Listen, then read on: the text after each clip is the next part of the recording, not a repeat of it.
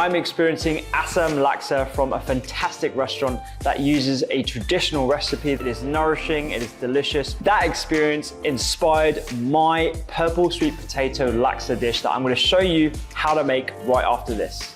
I've been a doctor for over 15 years, and patients always ask me for healthier versions of recipes that they love. And I treated patients from across the world, so I decided to come to the culinary capital of Malaysia, here, Penang, a melting pot of different cuisines and cultures from Indian, Sri Lankan, Chinese, and of course, non-Yun cooking. We're gonna try some of the most authentic dishes from the best vendors and then create inspired dishes right here in our studio kitchen with a healthier twist. Welcome to Healthy Travels with me, Dr. Rupi, in Penang.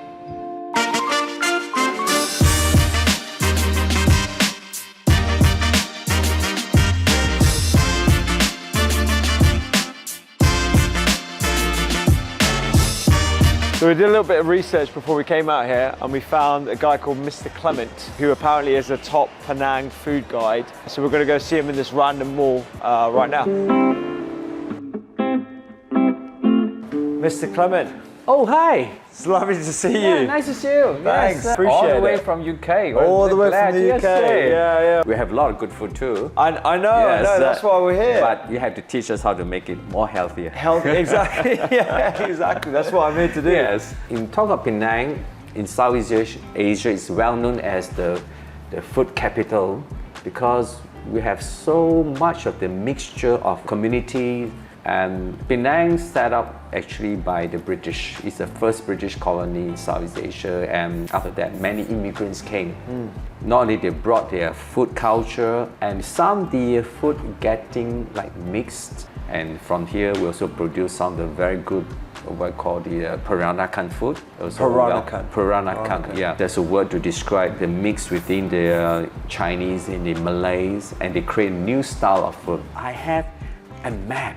Okay. Okay. We are very proud to share with people. It looks incredible. Yeah, it's very colorful. Colorful, yeah, absolutely. Some prepared in a very healthy way. Yeah, because some of it looks quite healthy already. Of course, some not. So maybe you teach us how to make it healthier. Yeah. Let's talk about Penang Assam Laksa. Oh. Penang Assam Laksa. At one time, it was even voted as the 7th most delicious food in the world. And this is one of the healthiest food you can find in this region. Fish broth cooked in tamarind for hours. So it's very rich in this sourish fish soup, but it's not fishy at all because the tamarind kills off that kind of fishy smell. I'm definitely going to have to recreate a version of this. Very unique to Penang. I can tell you must be very proud of this dish. My favorite too.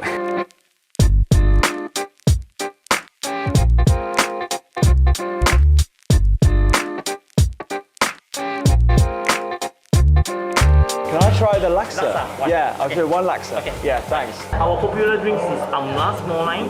Amla is a kind of fruit, green color. Okay, cool, yeah, I'll try one of those. Oh wow, you're gonna try that. Oh wow, thank you. I mean, it looks incredible.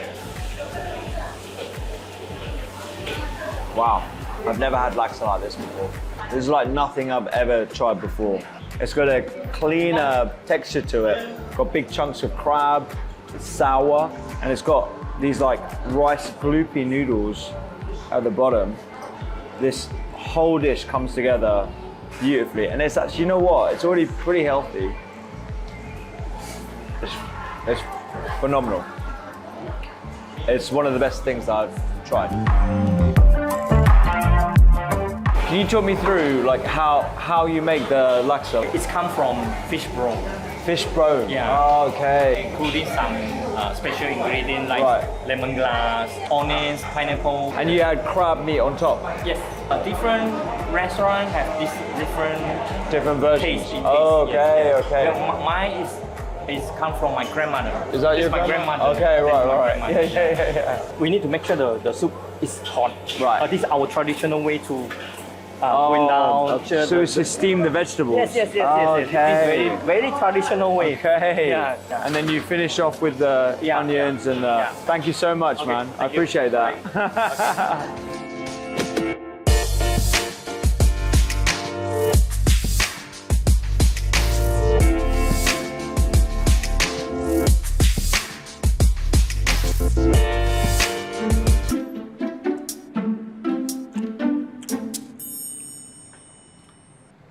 This is bloody amazing. Mangosteen. It's like a citrus mango. It's really weird. It's like if a lychee, a mango, and a lemon all came together. This is phenomenal. My word. Really good. Very good.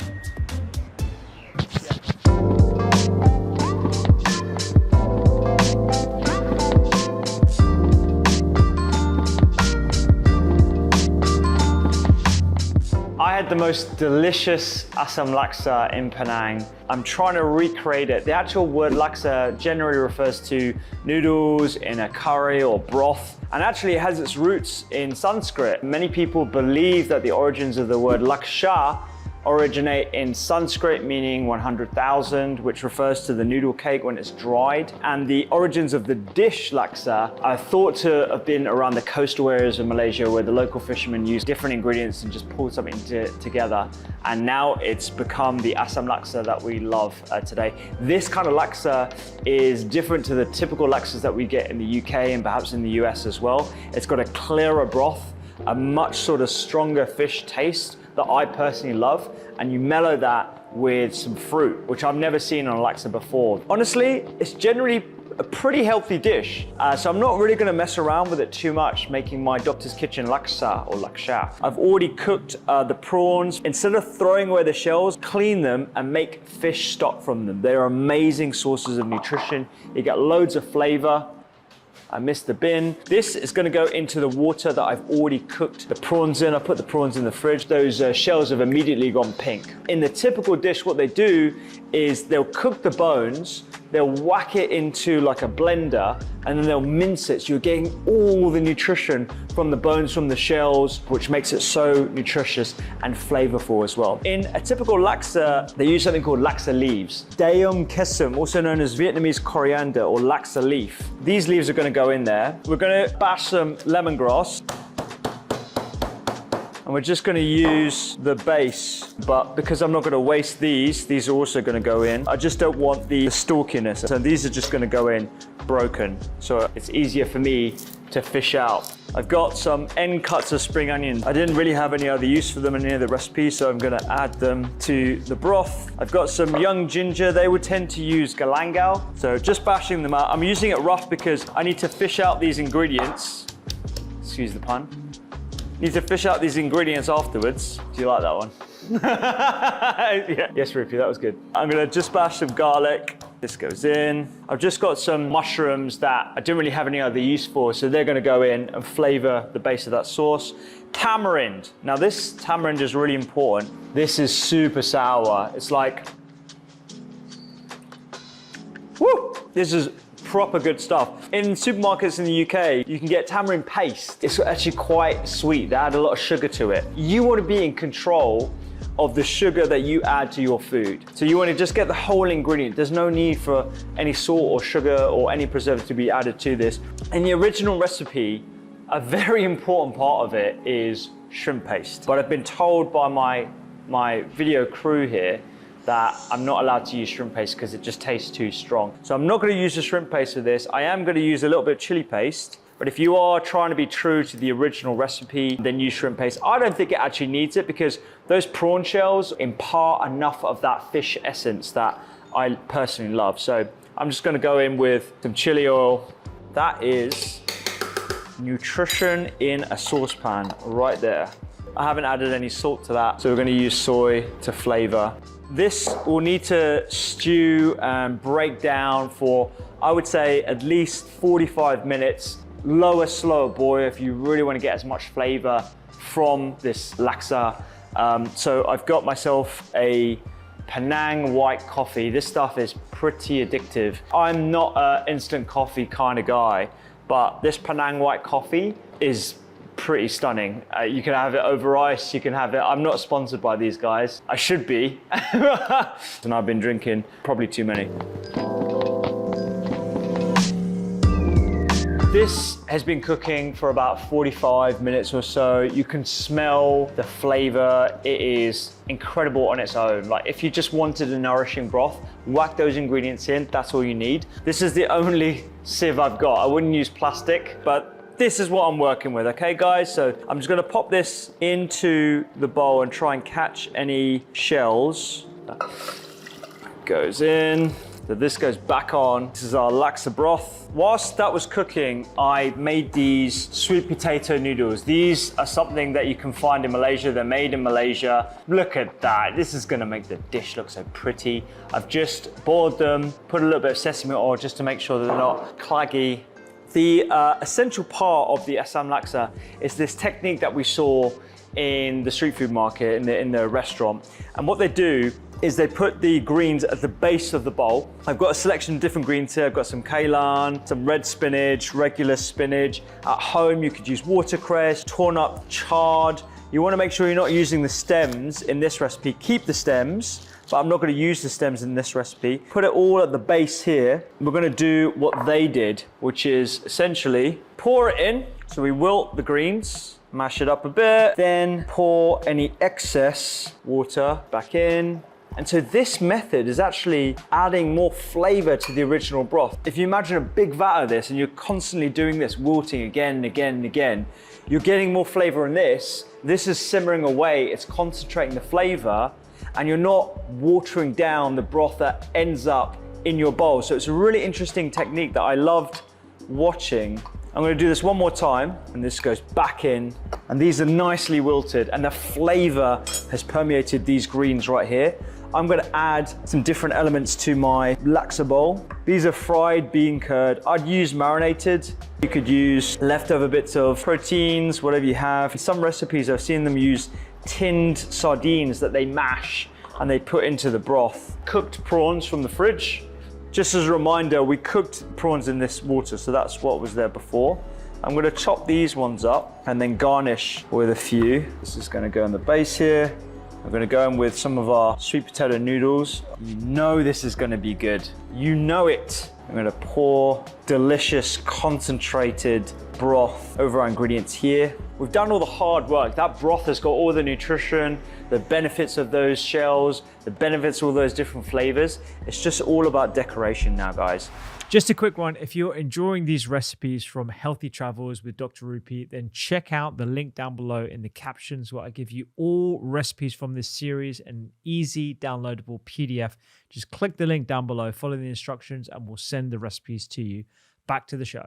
Now, if you don't like red onion, or you have a little bit of esophageal issues, or you had gastritis, then I wouldn't recommend doing fresh onion at all. You always want to cook it down, because sometimes those chemicals can irritate the gut lining. But they use, in their traditional recipe, fresh red onion, just sliced on the side. I'm gonna add this here. I'm gonna add a little bit of chili. They use pineapple, which I think is probably better than what I've opted to go for, but I didn't want to waste a whole pineapple that I knew I wasn't going to eat, so I've opted for papaya. But you could use mango. I think it would require something with a bit of acidity to it, and this is probably a little bit on the sweeter side. Not forgetting the bean sprouts. These will go on the side here. They used a sweet prawn paste, which is actually quite popular here in Penang, but I'm gonna just use a very simple chili oil and serve it in the same way that they did, just on the side. So you can choose how much heat, how much sweet, how much sugar you want. We've got Vietnamese basil, just smacking the leaves, so when you get close to it, you get your full nose in it, you get that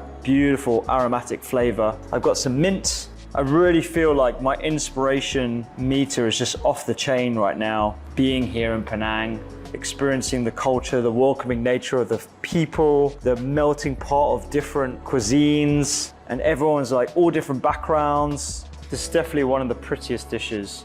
Just to finish with a final flourish of that citrus flavor, and add some of this lime.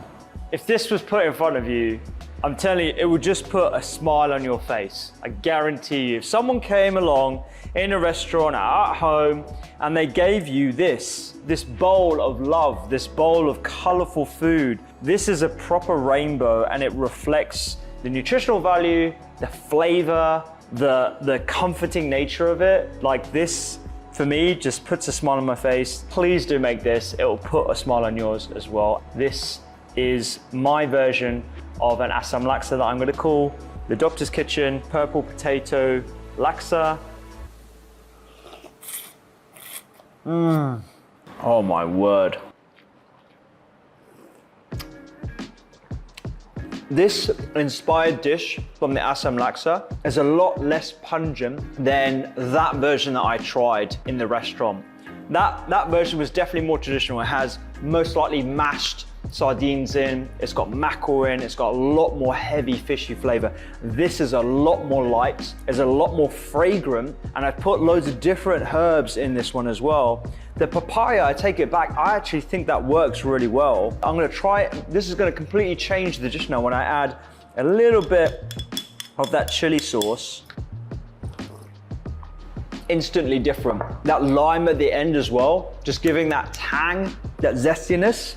And I'm just thinking about the nutrition of this. You know, you've got more fiber in the noodles, you've got the bean curd in here, you've got those delicious green vegetables, those bean sprouts, everything is just bursting with nutrition. Vitamin C, vitamin A. This is a healthy, delicious dish, and it is really achievable. I knocked this up in 45, 60 minutes. You could do exactly the same back home. You've got to try this. If you love that recipe, you'll absolutely love me in a cooking school learning how to make banana leaf curry. You can check it out right here.